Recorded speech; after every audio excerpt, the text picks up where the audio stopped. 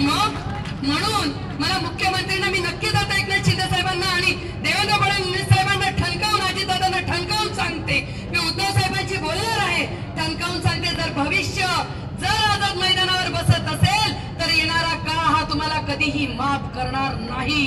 येणारा काळात तुम्हाला याचं माफ भरावं लागेल. अशी मी इथूनच त्यांना एक, आणि मी मंत्रालय स्तरावर जाणार आहे, मंत्रालयात आता जाणार आहे.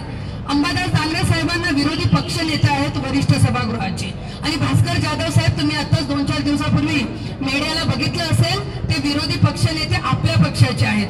नक्कीच भास्कर जाधव साहेबांना, अंबादास दानवे साहेबांना या संदर्भात पूर्ण कल्पना देते. मी निवेदन पाटील सरांकडून आणि सगळ्यांकडून घेतलेलं आहे पाटील साहेब, आणि नक्कीच तुम्ही आझाद मैदानावर या मुलांचं नेतृत्व करत आहेत तर तुम्ही फार महत्वाची भूमिका बजावत आहेत. तर आमचंही कर्तव्य बनतं, कारण की माझ्या शिरपूरचे अनेक तरुण इतके हुंदेरी मुलं आहेत हे जेव्हा इथे बसतायत ना तेव्हा वाईट वाटतं. निलेश दादा, आमचा दादा इथे बसतोय ना तर खरंच वाईट वाटतंय की ह्या मुलांना नोकरी दिली गेली पाहिजे होती, शासकीय दिली गेली पाहिजे होती, ती नाही. पण तुम्ही किमान 5 आणि 6 हजारावर कामवाली बाई सुद्धा काम करत नाही.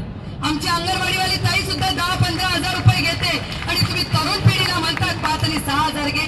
अरे किमान 15 हजार तरी द्या की ते त्यांचं घर आणि त्यांचं पुढचं शिक्षण घेऊ शकतात.